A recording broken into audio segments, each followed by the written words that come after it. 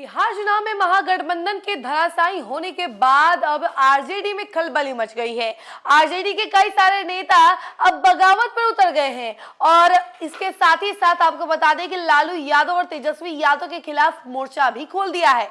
नमस्कार, news for nation देख रहे हैं, यहाँ पर मैं हूं सानिया आपके साथ। एक तरफ जहां बिहार चुनाव में बहुत बुरी हार मिली है महागठबंधन को, तो वहीं आरजेडी में खलबली भी मची हुई है। लगातार नए नए सवाल उठाए जा रहे हैं। आरजेडी नेता ही कई सारे सवाल उठा रहे हैं आरजेडी सुप्रीमो के खिलाफ और इसके साथ ही साथ तेजस्वी यादव के खिलाफ। और इसी कड़ी में आपको बता दें कि शिवानंद तिवारी, जो कि लालू यादव के काफी करीबी कहे जाते हैं, खासम खास कहे जाते हैं, वही शिवानंद तिवारी ने कुछ दिन पहले भी उन्होंने सोशल मीडिया पर एक ट्वीट किया था, जिसमें उन्होंने लालू यादव को पुत्र मोह में धृतराष्ट्र कहकर बुला दिया था।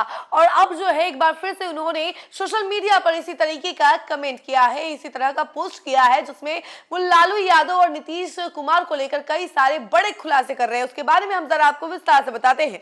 तो देखिए, बिहार विधानसभा चुनाव में राजद को मिली करारी हार के बाद पार्टी के वरिष्ठ नेता शिवानंद तिवारी ने लालू यादव और तेजस्वी यादव के खिलाफ मोर्चा खोल दिया है। बीते दिन शिवानंद ने सोशल मीडिया पर ट्वीट कर लालू यादव को पुत्र मोह में अंधा होकर धृतराष्ट्र बताया था। वहीं अब एक बार फिर शिवानंद ने ट्वीट कर कई खुलासे किए हैं। शिवानंद तिवारी ने लालू और नीतीश को लेकर कई ऐसी बातें कह दी हैं जो आज तक कोई नहीं जानता होगा। तेजस्वी यादव को लेकर भी शिवानंद तिवारी ने बड़ा बयान दिया है। उन्होंने कहा कि तेजस्वी का अपना कोई व्यक्तित्व नहीं है। शिवानंद तिवारी ने सुबह सुबह ट्वीट कर कहा कि बिहार का यह चुनाव कई मायनों में बेहद महत्वपूर्ण है। यह पहला चुनाव है जिसमें भाजपा अपने सहयोगियों के साथ बहुमत में आती दिखाई दे रही है। यह अलग बात है कि अभी वह कुछ दिनों तक नीतीश जी को ही मुख्यमंत्री बनाए रखेगी। बिहार में अपनी सरकार बनाना भाजपा का सपना रहा है। संपूर्ण हिंदी पट्टी में बिहार ही एकमात्र ऐसा प्रदेश है जहां भाजपा अब तक अपनी सरकार नहीं बना पाई है। बिहार युद्ध की धरती है। यह लोहिया और जयप्रकाश के संघर्ष की धरती है। इस धरती ने अब तक स्वतंत्र रूप से हिंदुत्व की विचारधारा को अपनी धरती पर फलने फूलने नहीं दिया है। आज भी भाजपा यहाँ अन्य दलों से आयातित लोगों के कंधों पर ही टिकी हुई है। इन सबके बावजूद अपनी सरकार बनाने के सपने को साकार करने के चौखट तक को भाजपा पहुंच गई है। उन्होंने आगे लिखा कि इस चुनाव ने लालू यादव को धरती सुंघा दिया है। मैं लालू यादव का नाम ले रहा हूं, तेजस्वी का नहीं, क्योंकि तेजस्वी का अपना कोई व्यक्तित्व ही नहीं है।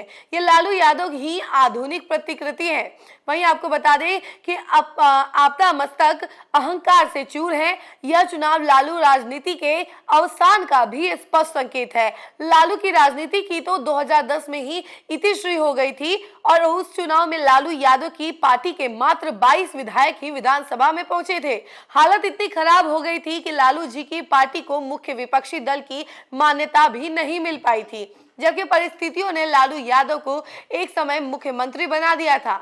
उसके पहले कर्पूरी जी के निधन के बाद लालू यादव नेता विरोधी दल बने थे। मुझे याद है, लालू नेता विरोधी दल का चुनाव लड़ रहे थे। उसके बाद भागलपुर में बहुत गंभीर सांप्रदायिक दंगा हुआ। दंगा के बाद तत्कालीन मुख्यमंत्री सत्येंद्र नारायण सिंह को इस्तीफा देना पड़ा था। उनके बाद जगन्नाथ मिश्र मुख्यमंत्री बने थे, लेकिन भागलपुर दंगा ने कांग्रेस पार्टी के पैर के नीचे से जमीन खिसका दी थी। मुसलमानों ने कांग्रेस का साथ छोड़ दिया था। उसके बाद 90 का चुनाव कांग्रेस हारी, लेकिन किसी को स्पष्ट बहुमत नहीं मिला। जनता दल के बाद वामपंथी पार्टियों और भाजपा को मिलाकर ही गैर कांग्रेस सरकार बन सकती थी। लालू यादव जनता दल के विधायक दल के नेता थे। स्वाभाविक तौर पर उनके नेतृत्व में गठबंधन बनता। नीतीश कुमार बाढ़ से सांसद हो चुके थे, लेकिन जनता दल का केंद्रीय नेतृत्व लालू यादव को मुख्यमंत्री नहीं बनाना चाहता था। विशेष रूप से वीपी सिंह वे चाहते थे कि रामसुंदर दास जी मुख्यमंत्री बने। गठबंधन के नेता चयन के लिए जो पर्यवेक्षक दिल्ली से आए थे, उनको प्रधानमंत्री वीपी सिंह ने अपनी इच्छा बता दी थी। इसलिए पर्यवेक्षकों ने पहले यह प्रयास किया कि सर्वसम्मानित से रामसुंदर दास चुने जाए। वहीं आपको बता दें कि लेकिन शरद यादव भी उस बैठक में मौजूद थे। नीतीश कुमार के सहयोग से उन्होंने नेता पद के लिए विधायकों के बीच चुनाव कराने के लिए दबाव बनाया। जब चुनाव की नौबत आई तो चंद्रशेखर जी ने अपनी ओर से रघुनाथ झा जी को भी उम्मीदवार बना दिया। इसका नतीजा हुआ कि लालू यादव बहुत आराम से चुनाव जीत गए और मुख्यमंत्री बनाए गए। इस प्रकार लालू यादव पहली मर्तबा कांग्रेस पार्टी, वामपंथी पार्टियों और भाजपा के सहयोग से बिहार के मुख्यमंत्री बने।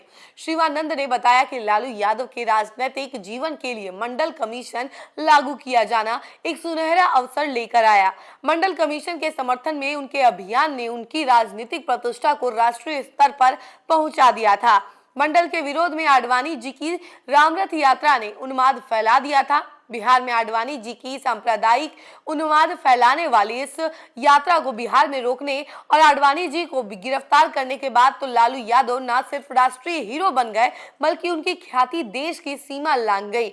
लेकिन लालू जी ने इन दो ऐतिहासिक घटनाओं से जो ताकत और प्रतिष्ठा हासिल किया था उसे संभालने और उस ताकत के सहारे छोटी और कमजोर जातियों को ऊपर उठाने का काम नहीं किया।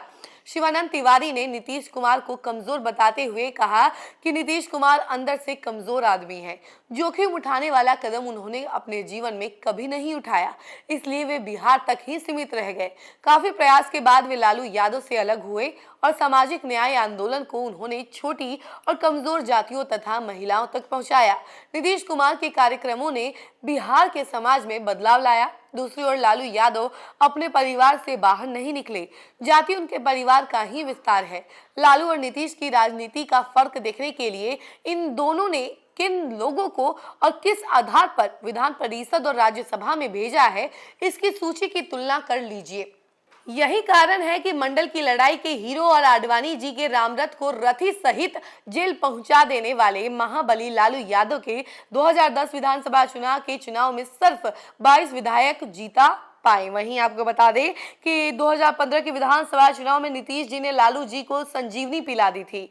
उन्होंने बताया कि उस चुनाव में नीतीश जी नरेंद्र मोदी को भाजपा द्वारा प्रधानमंत्री का चेहरा बनाकर 2014 का लोकसभा चुनाव लड़ने के फैसले से इस कदर बिदके कि उस गठबंधन से बाहर निकलकर उन्होंने लालू यादव से हाथ मिला लिया। विधानसभा में लालू और नीतीश दोनों साथ लड़े। कांग्रेस भी उस गठबंधन में शामिल थी। उस गठबंधन का नामकरण नीतीश कुमार ने किया था महागठबंधन। नीतीश और लालू दोनों 101 और 101 सीटों पर लड़े थे। कांग्रेस के हिस्से 43 सीटें आई थी। लालू जी की पार्टी को 80 सीटों पर जीत मिली थी और नीतीश कुमार को 71 सीट पर। शिवानंद तिवारी ने चौंकाने वाले खुलासे करते हुए कहा कि नीतीश कुमार को गंभीर संदेह था कि लालू यादव ने जानबूझकर कुछ सीटों पर हमारे उम्मीदवारों को हरवा दिया ताकि हमारी सीटें कम हो जाएं।